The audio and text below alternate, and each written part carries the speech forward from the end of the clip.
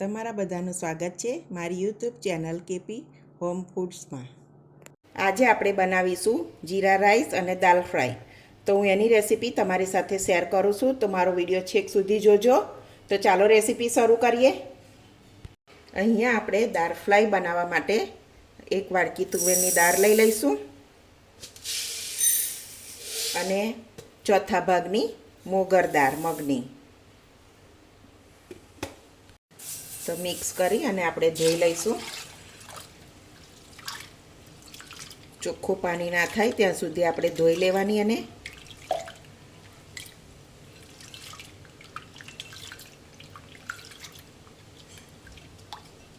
તો આપણે બધું પાણી કાઢી લઈશું। તો આપણે દાળને સરસ ધોઈ લીધી છે।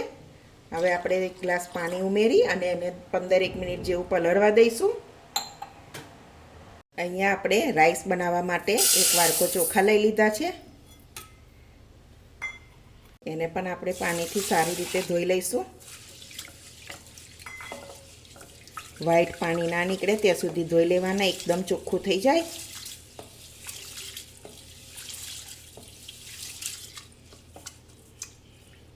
બધું પાણી કાઢી લઈશું। તો આપણે ચોખા ધોવાઈ ગયા છે સરસ। હવે એને પણ પાણી રેડી અને રહેવા દઈશું।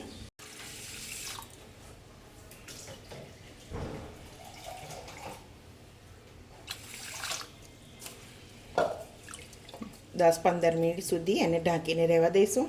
તો આપણે દાળ બાફવા માટે એક કુકર લઈ લીધું છે, એમાં આપણે દાળ ઉમેરી લઈશું।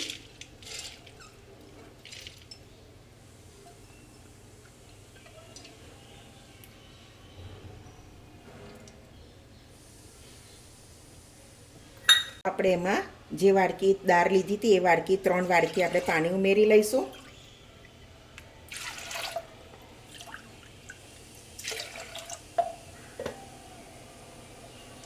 થોડું આપણે મીઠું, અડધી ચમચી જેટલું,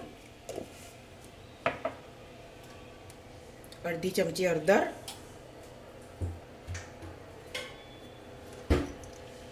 થોડું તેલ ઉમેરી દેવાનું, બરાબર મિક્સ કરી લેવાનું।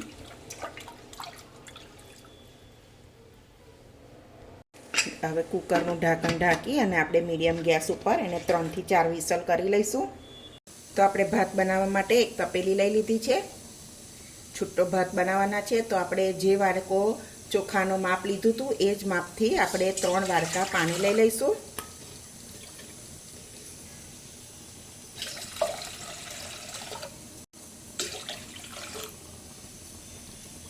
પાણીને આપણે ઉકળવા દઈશું થોડી વાર। તો તમે જોઈ શકો છો સરસ પાણી ઉકળી ગયું છે। એમાં આપણે 1 ચમચી મીઠું ઉમેરી દઈશું, એક તજનો ટુકડો છે, 4-5 લવિંગ છે, 2 મોટી ચમચી જેટલું ઘી ઉમેરી લઈશું આપણે। એનાથી આપણો ભાત છૂટો થાય સરસ। હવે આપણે એમાં ચોખા ઉમેરી લઈશું।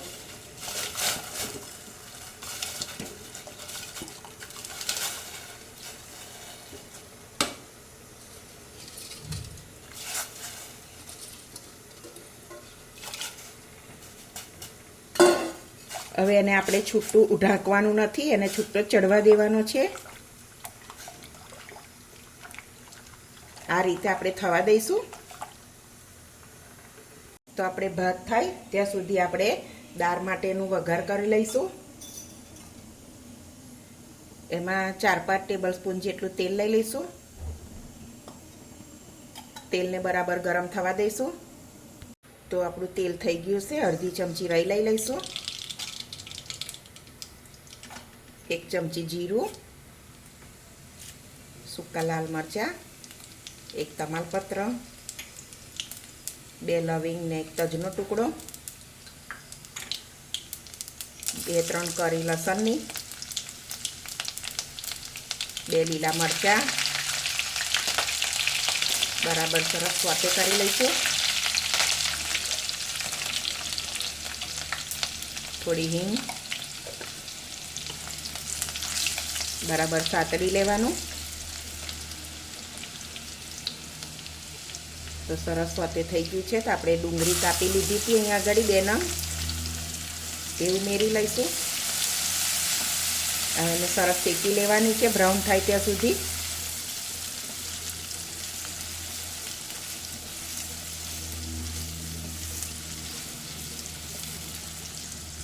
તો આપણી ડુંગળી સરસ શેકાઈ ગઈ છે. એક ટામેટું લીધું તો ઉમેરી દઈશું. થોડું આપણે મીઠું ઉમેરીશું. ટામેટાં સોફ્ટ થાય ત્યાં સુધી શેકી લેવાના.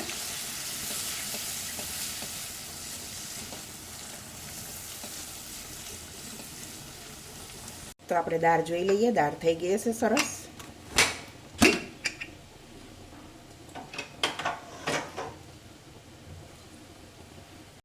તો આપણી દાળ સરસ આ રીતે મસ્ત ઓગળી ગઈ છે. હવે આપણે એને વલોવાનીથી કે એવું કશું બ્લેન્ડરથી વલોવાની નથી, એને આવી જ રહેવા દેવાની છે. થોડી પાણીની જરૂર હોય તો આપણે પાણી ઉમેરી લેવાનું.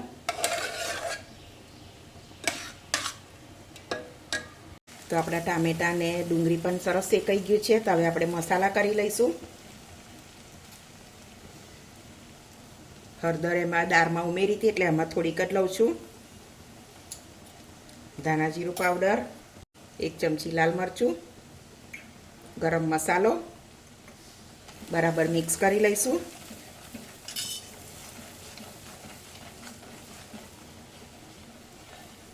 તો આપણે થોડું પાણી ઉમેરી લેવાનું. પાણી સરસ ગરમ થઈ જાય એટલે બધા મસાલા અંદર સરસ મિક્સ થઈ જાય. હવે આપણે બાફેલી દાળ ઉમેરી લઈશું.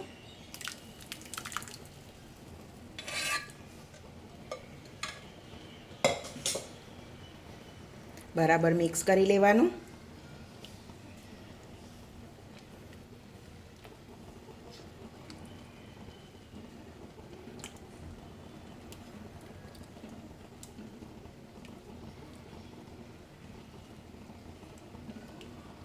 હવે એને 5 મિનિટ એક જેવું આપણે ઢાંકી અને રહેવા દઈશું એટલે બધા મસાલા દાળમાં સરસ ભળી જાય. તો આપણી દાળ સરસ થઈ ગઈ હશે, જોઈ લઈએ. તો સરસ ઉકળી ગઈ છે. તો હવે દાળનો આપણે એટલો સરસ તડકો લગાવી દેવાનો છે. વઘાર્યું એમાં આપણે થોડું તેલ લઈ લઈશું, 2-3 ચમચી જેટલું. તમે ઘી કે બટરથી પણ વઘારી શકો. હવે એને ગરમ થવા દઈશું. તો આપણો વઘાર થઈ ગયો છે. લઈ લઈશું થોડું. અહીંયા મેં આખું પાખું લસણ કર્યું છે, બહુ જીરું નથી વાટ્યું.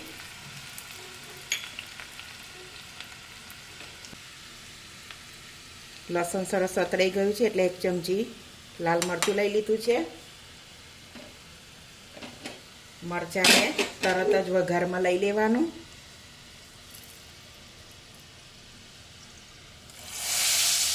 આ રીતે વઘાર કરી લેવાનો.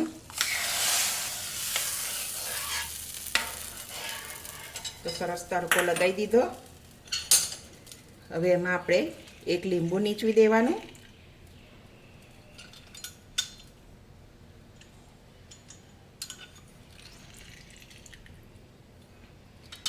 થોડા ધાણા સ્પ્રિંકલ કરી લઈશું. તો આપણી આ દાળ તડકા બનીને રેડી છે, તમે જોઈ શકો છો.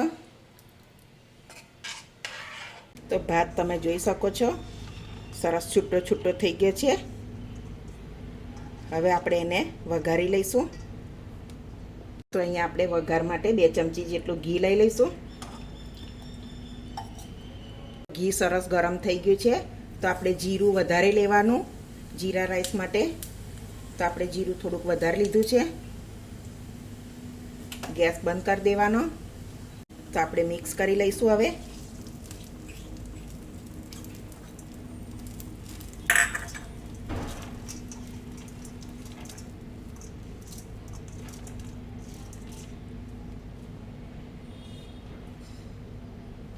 થોડા ધાણા ઉમેરી લઈશું. બરાબર મિક્સ કરી લઈએ.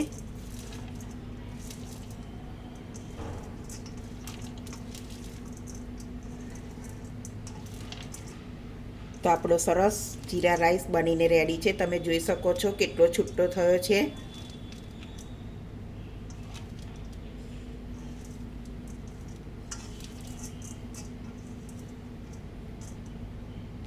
તો આપણો સરસ જીરા રાઈસ બનીને રેડી છે. હવે આપણે એને સર્વ કરી લઈએ.